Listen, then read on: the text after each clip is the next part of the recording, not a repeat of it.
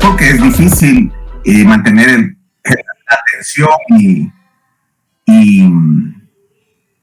la continuidad de la clase con mucho tiempo cuando es virtual, ¿verdad? Como les comentaba, en la primera clase que tuvimos, seguro que este semestre va a ser todo virtual. Estaban diciendo algo de que los exámenes iban a ser presenciales.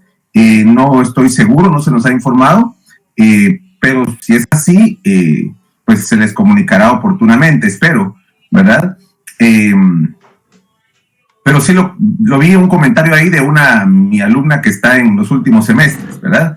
Entonces, puede ser que nos veamos para los exámenes, pero para mientras, pues las clases virtuales continuarán y esperemos que no se vaya a caer la señal. Si no se me escucha entrecortado o algo así, me avisan y me cambio de router, porque por las lluvias y todo esto, a veces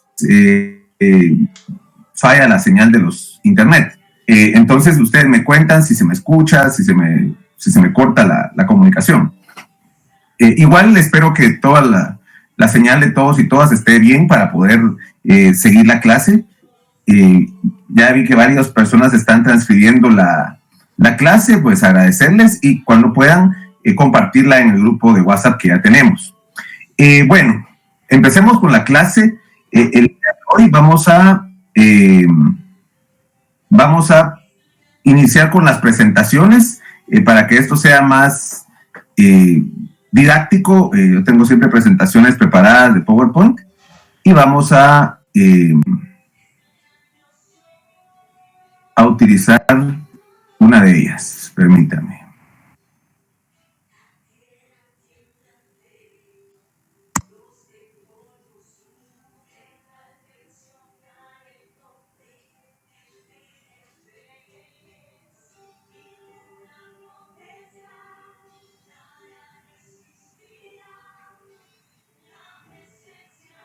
Muy bien, pueden ver ahí la presentación, ¿verdad? Sí, Santiago. Sí, gracias.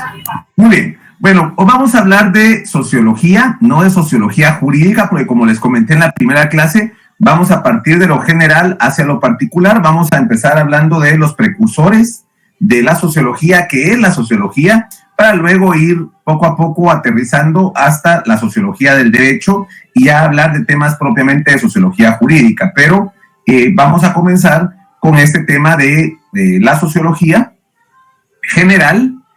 Como les comentaba en la primera clase, no vamos a usar solo un libro, sino varios artículos y libros. Yo la próxima semana les voy a compartir el primero de ellos.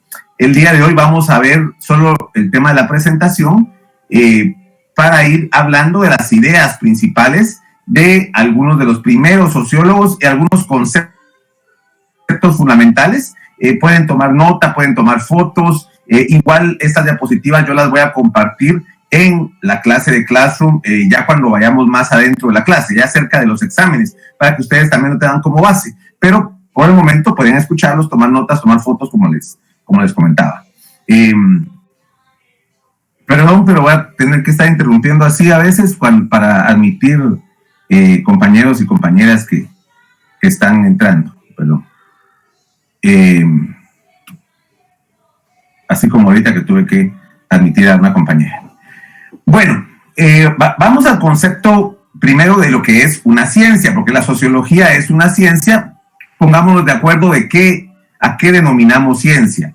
Una definición muy básica de ciencia es el conjunto de conocimientos, es decir, datos confirmados sobre fenómenos, ¿verdad? Cuando hablamos de la ciencia médica, estamos hablando de los conocimientos confirmados ya sobre los casos médicos, sobre la medicina en general. Cuando hablamos del derecho, también hablamos como ciencia, como el conjunto de conocimientos confirmados sobre los fenómenos jurídicos, ¿verdad? Y así todas las ciencias, al final de cuentas, son datos confirmados.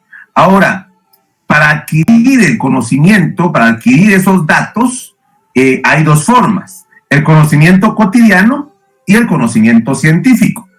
El conocimiento cotidiano, también llamado conocimiento empírico, nace de la experiencia, se basa en la práctica, ¿verdad? Es aquel conocimiento que tienen las personas que puede ser que practiquen un arte, puede ser personas que no hayan tenido una educación formal, pero que tienen un conocimiento en base a la experiencia. Por ejemplo, los agricultores, muchas veces sin haber estudiado en la Facultad de Agronomía, sino que por la experiencia enseñada por los mismos papás, por los mismos jefes de ellos, de generación en generación, saben, por ejemplo, cuándo es la época de lluvias, saben qué significa la época de cosechas, cómo ya están listas las cosechas para producir, tienen ciertos conocimientos que se basan en la práctica.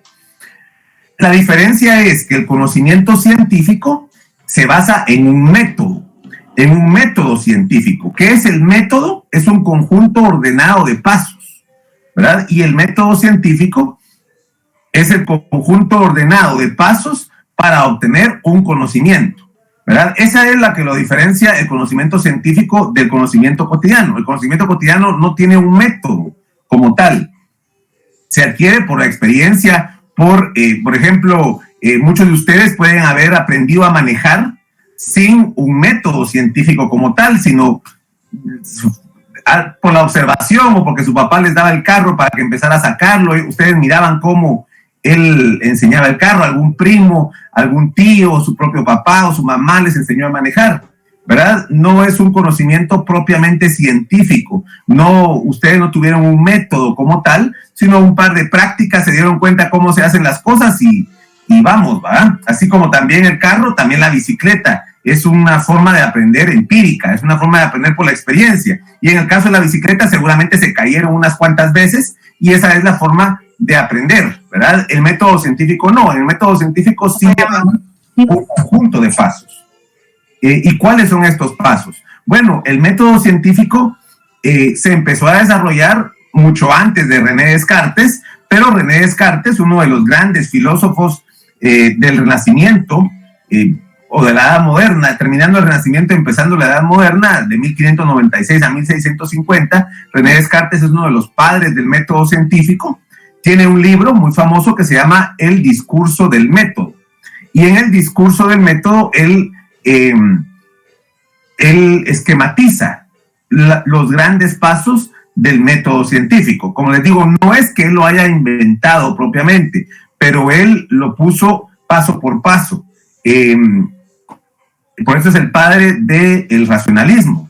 Él tiene su famosa frase: pienso, luego existo. Es decir, si yo puedo pensar, esa es una prueba de que puedo existir. Obviamente esa idea es muy profunda porque es la discusión filosófica de que si existe realmente el ser o es una imaginación de otra persona, pero eso es para filosofía, ¿no? En el tema del método científico, lo que nos interesa es que el método científico es ese conjunto de pasos que empieza por la observación de los fenómenos, generar preguntas de por qué sucede esto, por qué pasa este fenómeno, generar ciertas hipótesis que son respuestas provisionales que son sujetas a después ser comprobadas, ¿verdad? Las hipótesis son las respuestas preliminares que damos a las preguntas que nos hicimos sobre ese fenómeno. Luego, el siguiente paso es la experimentación para comprobar la hipótesis. Luego, el análisis de los resultados de la experimentación para a partir del análisis sacar conclusiones, lo que se conforma la teoría. Y finalmente comunicar esa teoría. Esos son los pasos que lleva cualquier ciencia, cualquier conocimiento científico en general pasa por todo eso. Ahora que está de moda la película Oppenheimer, que es sobre la bomba atómica, también para desarrollar la bomba atómica, les recomiendo que la vean porque es de un director muy, muy reconocido que es Christopher Nolan. Después de ir a ver Barbie, vayan a ver Oppenheimer también, las dos son buenas películas. Vayan y vean Oppenheimer, va por esos mismos métodos, ¿verdad? La observación, generar preguntas. Los científicos que hicieron la bomba atómica hicieron sus hipótesis, es decir, ellos pensaban que al descomponer el átomo iba a provocar una reacción en cadena. Ahí en la película se ve cómo experimentan creando explosiones simuladas la hipótesis ya la tenían primero de que esto iba a pasar, si descomponían el átomo iba a pasar, que iban a hacer una explosión enorme, lo experimentaron, vieron que sí funcionaba y sacaron sus conclusiones. Al final, después las comunicaron en forma de una bomba atómica que estallaron sobre Japón, ¿verdad? Pero en términos generales, ellos usaron todo este conocimiento, este método científico para encontrar una explicación hacia un fenómeno que ellos querían teóricamente lograr. Perdón, pero todavía vamos a admitir a estas personas que están queriendo entrar, ¿verdad? Entonces, para la mayor parte de ciencias pasa por todos estos pasos, ¿verdad? Y con las ciencias sociales vamos a ver que pasa también casi todos estos pasos. Cuando ustedes hagan su tesis para graduarse, tienen que hacer todos estos pasos de teoría de la investigación. Ustedes tienen que desarrollar esos pasos, tienen que generar preguntas sobre temas de derecho, tienen que hacer su hipótesis, que es su respuesta preliminar al problema que ustedes están investigando. Aquí el punto que no tenemos en las ciencias sociales, ni en el derecho, ni en la sociología, ni en la antropología, es la posibilidad de experimentar, ¿verdad? Porque no podemos meter a nuestros sujetos de estudio, que son personas, en un laboratorio. No podemos, experimentar si es cierta o no la hipótesis. Si nosotros, por ejemplo, estamos planteando nuestra tesis sobre, yo lo que hice en licenciatura fue la policía de investigación criminal, la necesidad de contar con una policía de investigación criminal, ¿verdad? No podía experimentar para comprobar mi hipótesis, ¿verdad? Es decir, no podía crear una policía de investigación, porque son ciencias sociales. Lo que se podía hacer era comparar donde había países que tenían policías de investigación autónomas y otras donde no, ¿verdad? Entonces, la experimentación en las ciencias sociales no es lo mismo que en las ciencias físicas, no es lo mismo que en la química, que en la biología, que puede experimentar mezclando sustancias, o en la física, que se puede experimentar también, no solo con bombas atómicas, sino con otros experimentos. El famoso experimento que hacía Galileo Galilei de soltar al mismo tiempo una bola de hierro y soltar una pluma desde un edificio para ver cuál caía antes, ¿verdad? Para experimentar. Esos son los tipos de experimentos que pueden hacerse en las ciencias naturales, pero que no se pueden hacer en las ciencias sociales. Pero el resto sí se puede hacer, sacar un análisis, sacar conclusiones y finalmente comunicar. Para eso se publican las tesis. Perdón, pero sigo admitiendo personas. Muy bien. Ahora, habiendo ya entendido el tema del método científico, habiendo ya hablado de esto, pasemos entonces a hablar de las ciencias sociales, ¿verdad? Si ya sabemos que la ciencia es aquel conjunto de conocimientos que se obtiene mediante un método, hablemos ahora de las ciencias sociales. Hay que empezar hablando de que las ciencias sociales no son tan antiguas como las otras ciencias, ¿verdad? De alguna forma las ciencias naturales se desarrollaron primero que las ciencias sociales. Digamos que los primeros que empiezan a hacerse preguntas y sacar hipótesis sobre lo que es la sociedad, los seres humanos que conviven en sociedad, son los filósofos. Y dentro de estos filósofos, posiblemente el más grande de los filósofos griegos, Aristóteles, que vivió del 384 al 322 antes de nuestra era o antes de Cristo, él hablaba de un montón de cosas. Él hablaba de ciencias naturales, tiene un libro solo de ciencias naturales, tiene un libro que se llama La Política, que es sobre ciencias sociales, tiene un libro que se llama Metafísica, que es sobre temas, fuera de lo físico, espirituales, por así decirlo. Entonces, él abordaba todas las ciencias y los filósofos eran así, personas que podían comprender la mayor parte de conocimientos, porque tampoco había mucho conocimiento como para llenar tantos libros, ¿verdad? Pero sí se mezclaban de alguna forma las ciencias sociales y las ciencias naturales. De hecho, Aristóteles es el primero que dice el hombre es un ser social, es un animal social, ¿verdad? Es un ser social. El hombre no puede vivir aislado de la sociedad, y eso ya es una hipótesis que él hace, una respuesta preliminar que él hace, que tiene que comprobarse, y él para comprobar, da ejemplos, ¿verdad? El hombre que se va aislando de la sociedad es un ermitaño. Al final puede vivir, pero muy precariamente. El hombre necesita a otros seres para poder producir diferentes cosas. El hombre no puede hacerlo todo él mismo. Se puede hacer su comida, pero necesita que él le haga vestidos, que él le haga zapatos, que él le construya una casa. Entonces, él nos demuestra que el hombre es un ser social.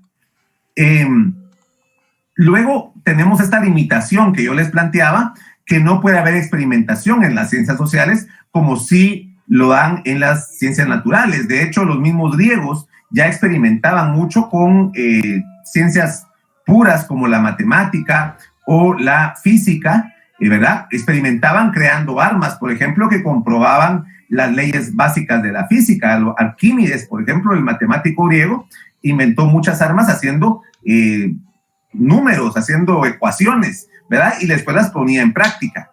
Por eso siempre ha habido una, digamos, ese defecto de las ciencias sociales por las cuales no pueden ser totalmente exactas sus conclusiones, porque no puede experimentarse igual como sí se hace en las ciencias naturales, en la medicina, en la química, en la biología, por supuesto en la física, en la matemática, sí se hacen esos experimentos. Incluso en la medicina experimentan con cuerpos humanos, ¿verdad? Recuerden que también los médicos usan cadáveres para experimentar. Ahora, cuando se va a probar un medicamento nuevo, ¿qué es lo que hacen?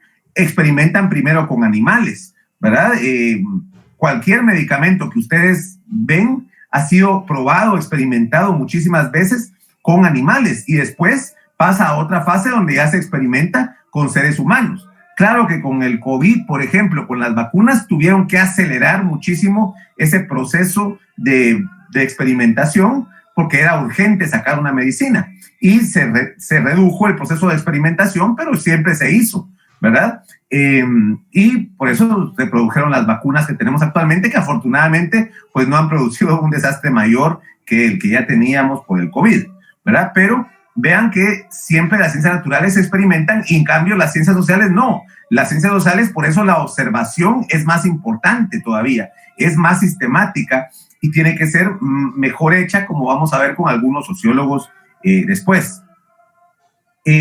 Entonces, por ese defecto de diseño que no puede ser obviado por otra forma, que no se puede experimentar, las ciencias sociales se fueron quedando rezagadas de los avances de las ciencias naturales.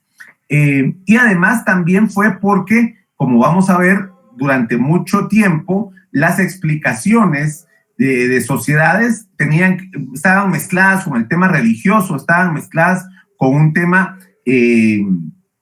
muy complicado durante toda la Edad Media. Fue hasta el Renacimiento y sobre todo con la época llamada Iluminismo, también llamada la Ilustración, que estamos hablando del siglo XVIII, de 1701 a 1800, que fue el periodo en el cual se dio un enorme despegue de todas las ciencias, ¿verdad? Es decir, la historia de la humanidad pasa a la Edad Media como un periodo de oscurantismo, de un periodo donde las ciencias estuvieron rezagadas porque todas las explicaciones eran de tipo religioso. Fue hasta el Renacimiento, siglo XVI, pero principalmente durante el siglo XVIII, que surgen las ciencias con mucha fuerza, el método científico se empieza a aplicar en un montón de ramas del conocimiento y también ahí surgen las ciencias sociales. Y uno de los primeros sociólogos que aparece es Saint-Simon, que vamos a ver un poquito más adelante, pero antes definamos que surge precisamente en el iluminismo, que las ciencias sociales entonces es el conjunto de disciplinas que se encargan de estudiar de forma sistemática los procesos sociales y culturales que son producto de la actividad del ser humano en sociedad. Dentro de las ciencias sociales como tales se incluyen la antropología, que estudia la cultura de los seres humanos en sociedad, la arqueología, que estudia los vestigios que dejaron los seres humanos, las ciencias de la comunicación, que estudia cómo nos comunicamos los seres humanos unos con otros, la ciencia política, que se estudia la forma del poder y cómo adquirirlo, la economía, que estudia cómo los seres humanos producimos e intercambiamos los bienes, y el derecho y la sociología, el derecho como la ciencia que estudia las normas y las instituciones que tienen los hombres para vivir en sociedad, y la sociología, que estudia la sociedad en su conjunto. Si se dan cuenta, la sociología pareciera que englobara todo lo demás, porque al decir estudia la sociedad, quiere decir que estudia sus normas también, porque son parte de la sociedad, estudia la forma de comunicarse de los seres humanos, estudia la forma de educarse. Entonces, por eso la sociología tiene distintas ramas: sociología de la educación, sociología de la religión, sociología del derecho, ¿verdad? Porque la sociología quiere ser una ciencia que abarque la mayor parte de los aspectos que tiene el ser humano en sociedad, ¿verdad? Pero también hay ciencias específicas que estudian determinados aspectos del hombre en sociedad. Y podemos entonces definir a la sociología como aquella ciencia que se encarga del estudio de la sociedad y de las leyes de su desarrollo, ¿verdad? Así de amplio, así de ambiciosa es la idea de la sociología, estudiar a la sociedad en su conjunto. En nuestra Universidad de San Carlos de Guatemala no hay una facultad de sociología, pero sí hay una escuela de ciencia política donde existe la carrera de sociología. En Guatemala no hay actualmente una carrera de sociología del derecho como posgrado. Hay algunas universidades donde sí existe el posgrado de sociología del derecho. Aquí en Guatemala tenemos sociología como carrera, como disciplina, por lo menos en la San Carlos y en la Landívar. No sé si en otras universidades también está como carrera. Lo que pretende la sociología es ser comparable a las ciencias de la naturaleza en su rigor, su método y su independencia de la emoción y de la valoración ética y estética. ¿Qué significa esto? Como hemos hablado ya, las ciencias sociales nunca van a ser igual de exactas que las ciencias naturales. Las ciencias sociales no pueden ser igual de exactas que las ciencias naturales porque no tenemos con qué experimentar. Veamos un ejemplo. Ustedes vieron antes de las elecciones que se publicaban muchas encuestas, ¿verdad? Las encuestas de opinión son instrumentos de la ciencia política. La ciencia política es una ciencia social. Entonces, las encuestas de opinión es un mecanismo por medio del cual se mide un fenómeno que es la intención del voto de las personas. Y no es un problema de que las encuestas estuvieran mal hechas. Es un problema que la gente decidió 2 semanas antes por quién iban a votar. Que la gente no sabía por quién iba a votar hasta que estuvo casi que enfrente de la urna de votación. Según los últimos estudios, unas 72 horas antes fue que Bernardo Arévalo empezó que por cierto es sociólogo, Bernardo Arévalo empezó a despuntar en las encuestas. Pero no era un problema del método, no era un problema de la ciencia que estaba detrás de la encuesta.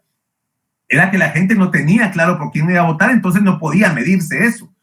O tenía claro por quién iba a votar y cambió a última hora. Porque por eso les digo que las ciencias sociales nunca van a ser igual que las ciencias naturales, porque las ciencias sociales depende de la opinión de las personas y esta es cambiable a veces. O de que las personas hagan determinados actos y en otras ocasiones hacen otros actos fuera de la lógica, fuera de lo que se pretendía que era lo lógico hacer.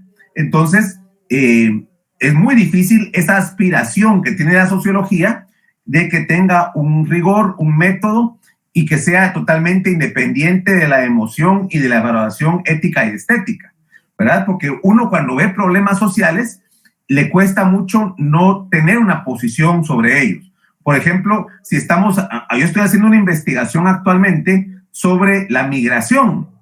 Entonces, haciendo esa investigación sobre la migración, uno se vincula emocionalmente con los migrantes.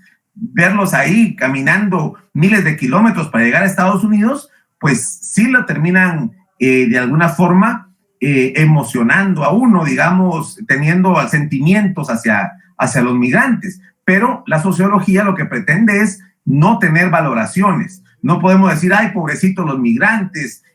No podemos decir, qué bueno los migrantes o qué mal los migrantes cuando estamos haciendo una investigación sobre ellos. Igual tampoco podemos decir así cuando estamos haciendo una investigación de sociología del derecho en las cárceles, por ejemplo. Tenemos que quitarnos los prejuicios. Eso lo vamos a hablar en las próximas clases, ¿verdad? Pero lo que pretende la sociología es ser eso, una ciencia muy rigurosa, con un método e independiente de la emoción y de la evaluación ética o estética. Si es bonito o feo, eso no nos importa, nos importa estudiar el fenómeno. Y podemos definir de una vez a la sociedad. Vamos a ver que hay diferentes definiciones más adelante, pero una definición preliminar es que la sociedad es el conjunto de individuos con características en común. Estas características pueden ser el idioma, el origen, la cultura, los valores, la nacionalidad. Por ejemplo, hablamos de la sociedad guatemalteca. Somos un grupo de personas, de individuos, que tenemos en común un origen, una nacionalidad. Buena parte de nuestra cultura es una cultura en común, tradiciones, valores. Y bueno, en el caso de Guatemala tenemos una multiplicidad de idiomas. Tenemos un montón de idiomas indígenas, garífunas, xincas, pero también tenemos algunos idiomas en común en algunas partes de Guatemala, ¿verdad? Podemos alargar el concepto de sociedad humana y abarcamos a todos los seres humanos. Podemos reducirlo y decimos sociedad universitaria, todos los que estamos estudiando, enseñando, viviendo alrededor de la universidad. Esa es nuestra característica en común, ¿verdad? Y cuando hablamos de sociedad, como les digo, podemos hacer abarcativos o podemos reducir el concepto.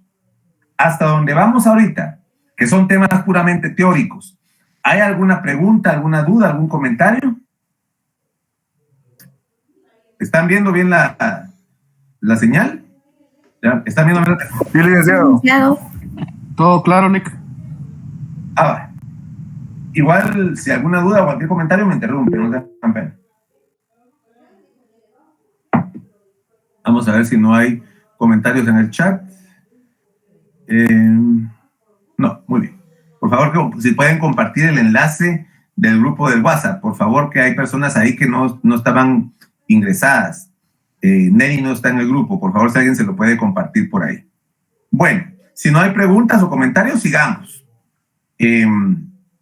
Hablemos entonces ya de los primeros sociólogos, de los primeros que empezaron a formar esta ciencia de la sociología. Tenemos que empezar obligatoriamente por Saint-Simon, que nace en ese periodo del iluminismo, que le decía en el siglo XVIII. Él nace en 1760 y muere en 1825. Él tiene un nombre bien largo, Claude Henry de Rouvroy, conde de Saint-Simon, pero todo el mundo lo conoce como Saint-Simon, ¿verdad? Él es uno de los primeros sociólogos y de los primeros también socialistas, porque su pensamiento era muy enfocado en la sociedad, en lo social. Por eso se le llamó socialistas. A los primeros socialistas fueron estos, de personas que pensaban en el bienestar de toda la sociedad y no solo en el bienestar de los individuos. Nunca vayan ustedes a aceptar a alguien que diga que el socialismo nació con Marx. Vamos a hablar de Marx, pero Marx surge casi 100 años después de que surge el socialismo como ideología de personas que se enfocan más en la sociedad que en el individuo. Saint-Simon era un socialista y también es considerado como el padre de la sociología, como ciencia. Él es el que dice que debe existir una ciencia que estudie toda la sociedad, y esta ciencia se va a llamar sociología. Él decía que entre sus principales teorías, vamos a verlas muy rápidamente, la de estos primeros sociólogos, vamos a ver que después nos vamos a concentrar más en algunos otros que son más profundos. Dentro de sus principales teorías es que él decía que la sociedad estaba dividida en la gente que era productiva y lo que él llamaba ociosos. Los productivos son toda la gente que trabaja, no importa en qué, si trabaja como artesano, como campesino, como abogado, como maestro, todos ellos son productivos. Y los ociosos son la gente que no trabaja y que solo vive de lo que trabajan los otros. Él decía que dentro de los ociosos estaba el clero, es decir, la iglesia, y la nobleza. Por supuesto que cuando escribía esto Saint-Simon, solo existía una iglesia, en la iglesia católica, pero sería aplicable a todos los pastores evangélicos y a todos los pastores católicos y de cualquier religión. Él decía, los religiosos no producen nada, ellos solo viven de lo que la gente les da, del diezmo. En ese tiempo se pagaba el diezmo a la iglesia. Y los nobles, en el tiempo que Saint-Simon escribía, el poder político no era por elección popular, sino que era por herencia. Y los nobles eran los que habían heredado sus títulos, su nobleza y su riqueza. Entonces ellos tampoco producían, ellos solo eran dueños de la tierra y otros trabajaban para ellos. Él decía que toda la sociedad descansa en el trabajo. Esta idea de que la sociedad, la base de la sociedad es el trabajo, es la economía, la vamos a ver como que después Marx la retoma, ¿verdad? Pero es una idea de Saint-Simon que dice lo más importante para la sociedad es cómo se producen los bienes. Esa es la base de la sociedad. Cómo se consigue la comida, el vestido, la ropa, todo lo que necesitamos los seres humanos, cómo se produce, cómo se intercambia. Esa es la base de cualquier sociedad, dice él. Y que una sociedad es una máquina organizada en la que cada una de las partes contribuye de manera distinta a la marcha de la sociedad. Él miraba como la sociedad en su conjunto, donde cada parte de esta máquina servía para que toda la sociedad caminara. Si alguna de estas partes se trababa, fallaba, entonces toda la sociedad se iba a caer. Pero para él, el ejército juega una parte en la sociedad, los agricultores juegan una parte en la sociedad, los maestros juegan una parte en la sociedad. Entonces, cada una de las partes contribuye a que camine la sociedad. Él fue el que generó, digamos, el inicio de la sociología, pero si se quiere, verdadero padre o que más desarrolla la sociología es el que era el secretario de Saint-Simon, el discípulo de Saint-Simon, el más brillante de sus discípulos, porque Saint-Simon tuvo muchos discípulos, muchos seguidores. Hay quienes dicen que hasta casi que funda una religión, pero también se fueron perdiendo muchos de sus discípulos hasta llegar a casi que una religión y crearon sus propias comunas, unas medio sociedades donde intentaban poner en práctica las enseñanzas de Saint-Simon, pero el más brillante de ellos, sin duda, fue Augusto Comte. Augusto Comte, que también nace en el iluminismo, en el siglo XVIII, 1789 nace y muere en el siglo XIX ya, en 1857. A él se le considera el padre del positivismo. El positivismo, esta es pregunta de examen, el positivismo es la teoría que dice que por medio del método científico se puede comprender todos los fenómenos sociales. Lo que hace Augusto Comte es agarrar el método científico, ese de observación, preguntas, hipótesis, experimentación, ese método científico.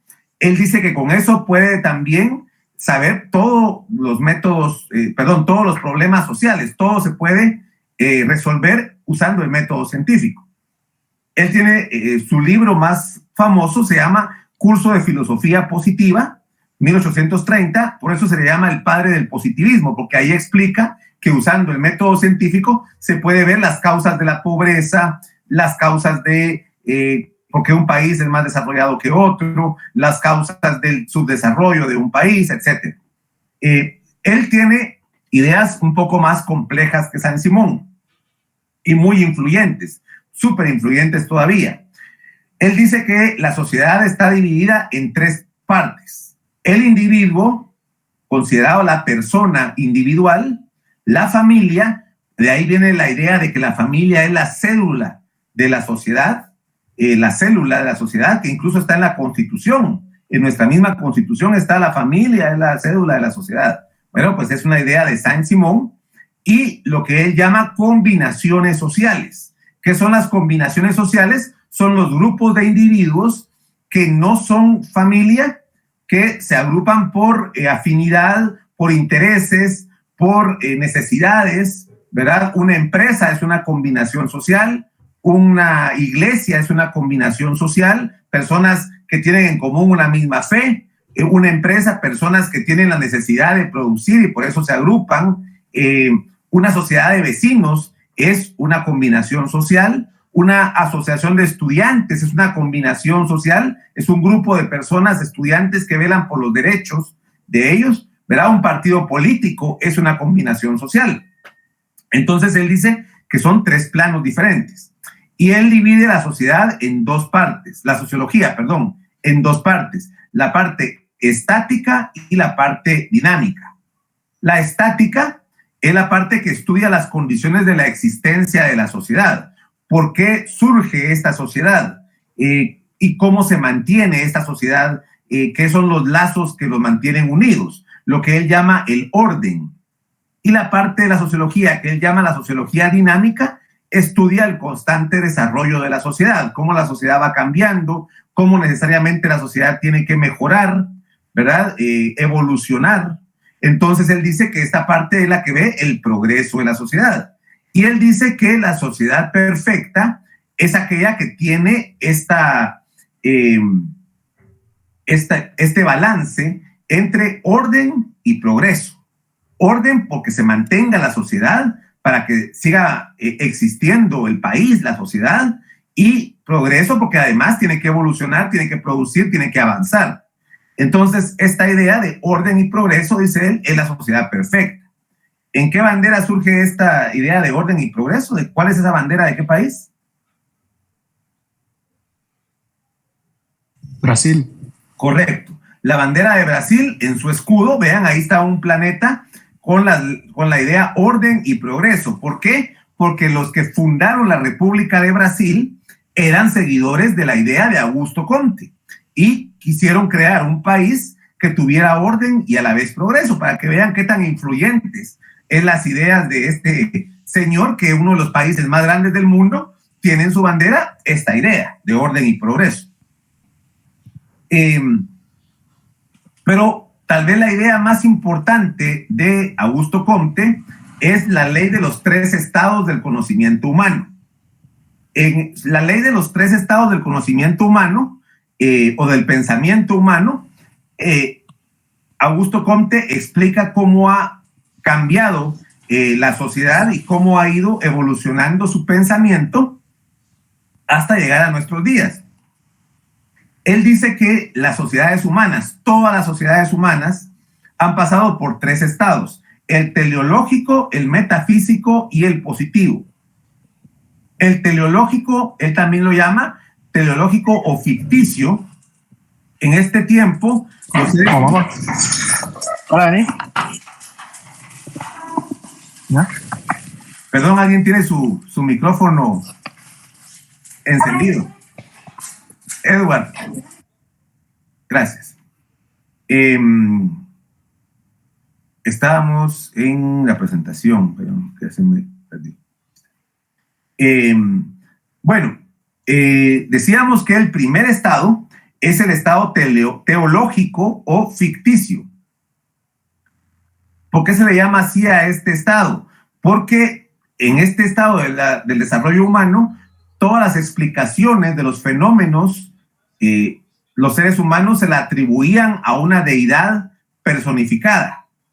Y todas las civilizaciones antiguas tenían dioses que cada uno era un fenómeno natural. Por ejemplo, los egipcios, el sol era el dios Ra, ¿verdad? El sol. Miraban el sol, ellos pensaban que era un dios y se imaginaban y esculpían al dios que era el sol. En la imagen que aquí está, Horus, no es Ra el que está ahí, sino que es Horus, el hijo de Ra, ¿verdad? Pero tenían un dios para los muertos. Se moría la gente y decían que era un dios el que los iba a juzgar. Los griegos tenían 1000 dioses, ¿verdad? El trueno era un dios, el que manejaba los truenos era Zeus. Igual los romanos le copiaron los dioses a los griegos, ¿verdad? Entonces Zeus de los griegos era Júpiter de los romanos, era el mismo que tiraba rayos.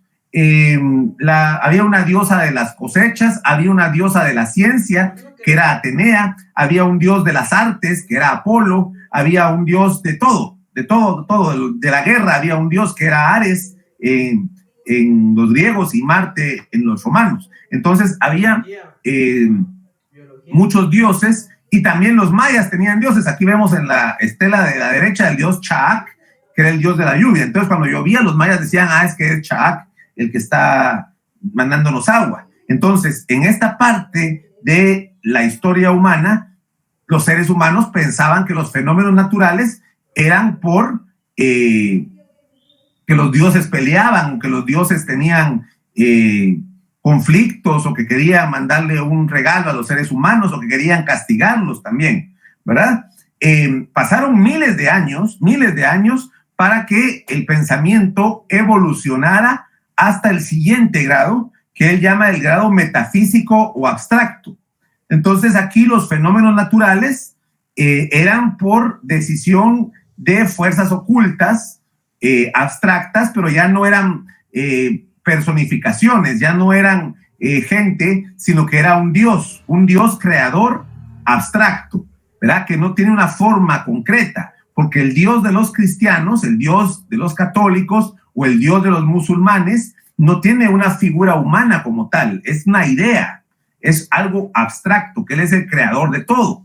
Pero tampoco se explicaban los fenómenos naturales, ni tampoco los sociales, porque todo era voluntad de Dios. Entonces había una plaga, pues es la voluntad de Dios que pase esto. Pues había una guerra, pues es la voluntad de Dios, ¿verdad? No era de un Dios, sino que era de Dios, como la idea abstracta. Y obviamente el crecimiento de las sociedades monoteístas, como fue el cristianismo y los musulmanes, que son las dos religiones más, y el budismo también, que también va por el mismo sentido de un creador, digamos, superior. Entonces van en el mismo sentido. La gente todo lo atribuía a la voluntad divina, ¿verdad?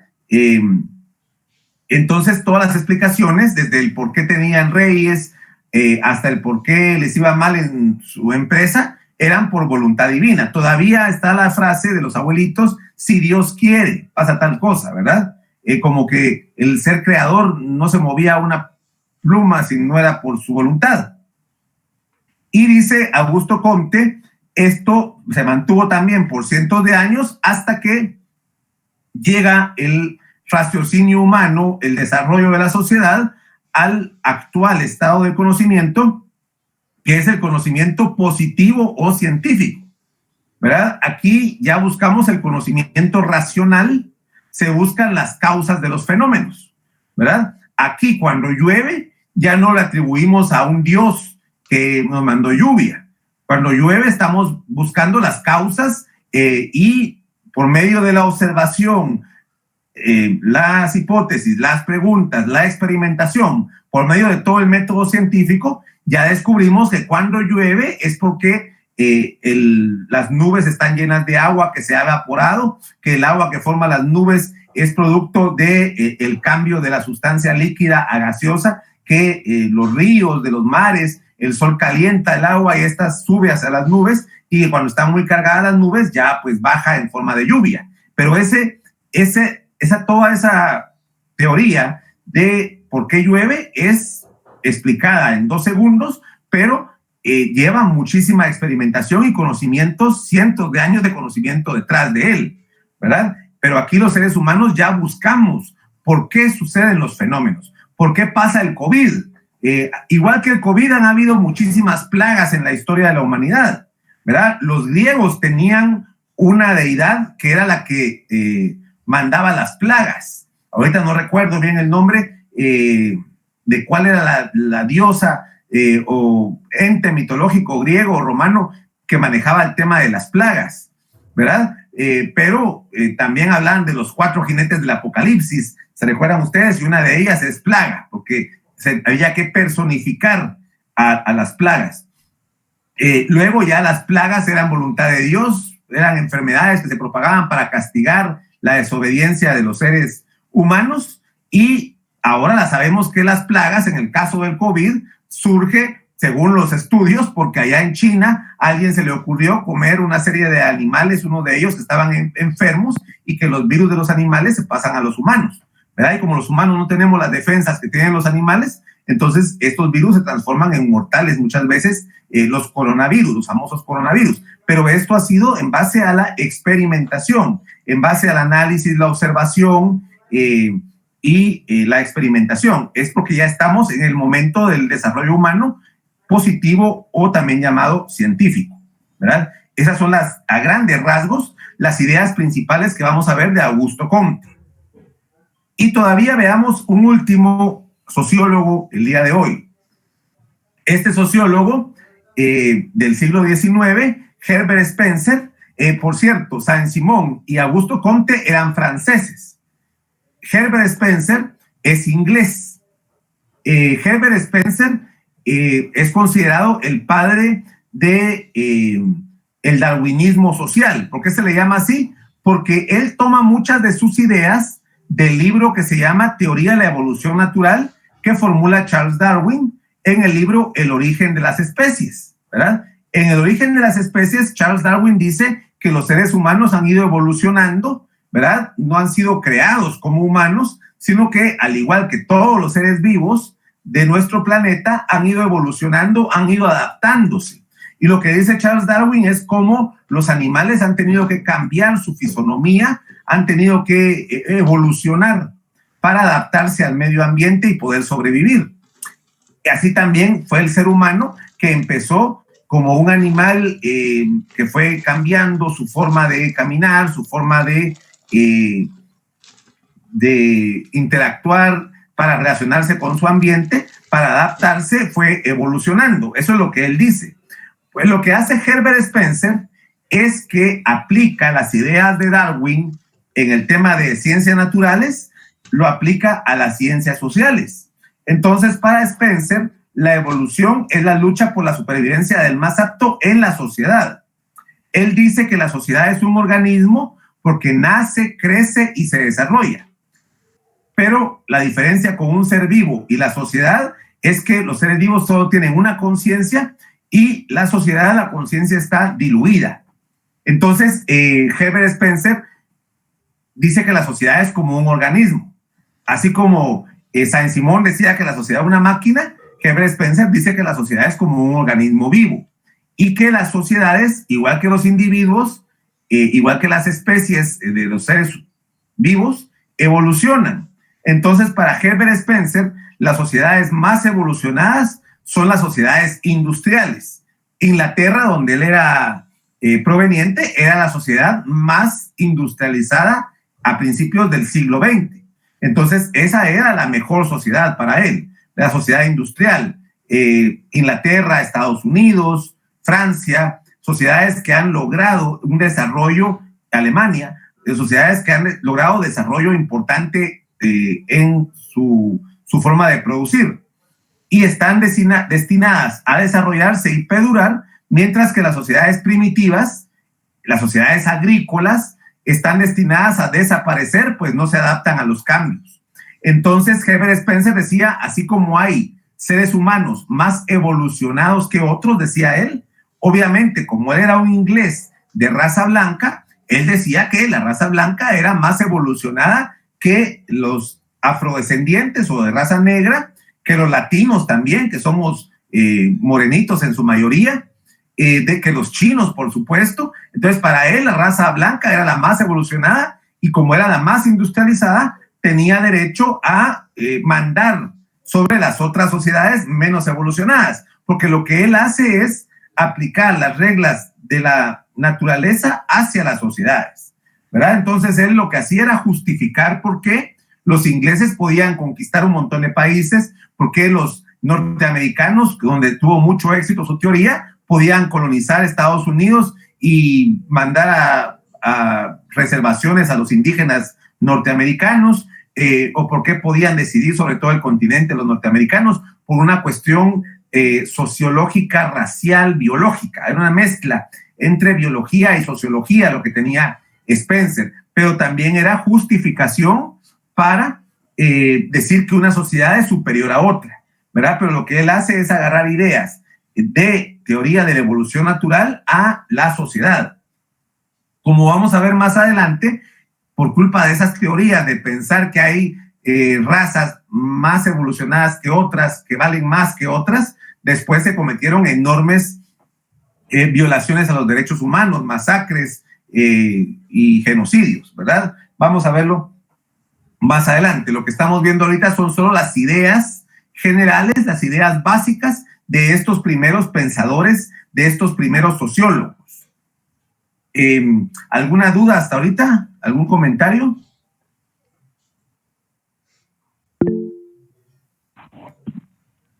Buenas noches, licenciado. Buenas noches. Disculpe, ¿Qué es eso? disculpe, solo quería saber si va a compartir las diapositivas. Sí las voy a compartir, Heidi, pero todavía no. Las voy a compartir ya cuando vayamos cerca del examen. Gracias, Lic. Muy bien. Sí, Gerson dice si es Artemisa, la diosa de las plagas. No recuerdo bien, vamos a buscarlo. Byron, por favor.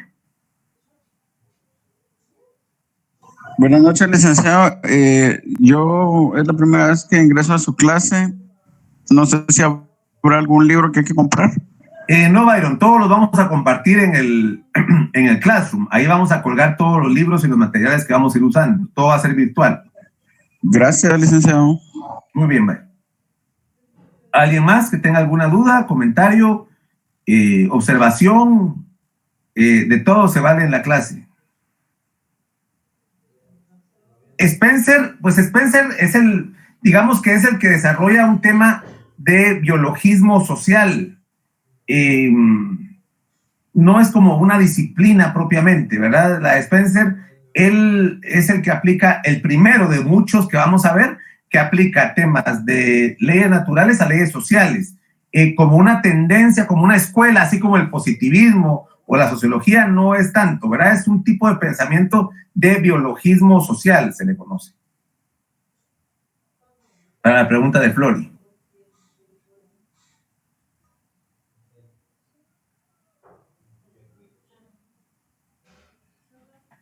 Carol, por favor. Sí, licenciado, buenas noches. Buenas noches. Su clase estuvo muy interesante y muy bonita, eso es lo que le quería yo comentar. Me gustó bastante que tiene diapositivas y su forma de explicar también. Hasta el momento pues no tengo ninguna duda, le agradezco bastante, muy amable. Muchas gracias, Carol. Byron, ¿usted tenía la mano levantada la vez pasada o quiere preguntar otra cosa? Yo creo que se quedó levantada, gracias. Vale. Flori, por favor.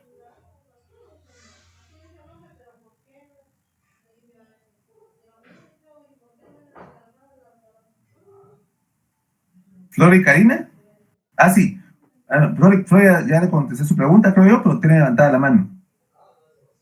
Sí, Herbert Spencer es inglés. Tuvo mucho auge en Estados Unidos, pero es inglés de nacimiento. Bueno, Flori como que ya no habló, como que era la pregunta que me había hecho aquí por escrito. Bueno, si no hay más preguntas o comentarios, quedémonos hasta ahí.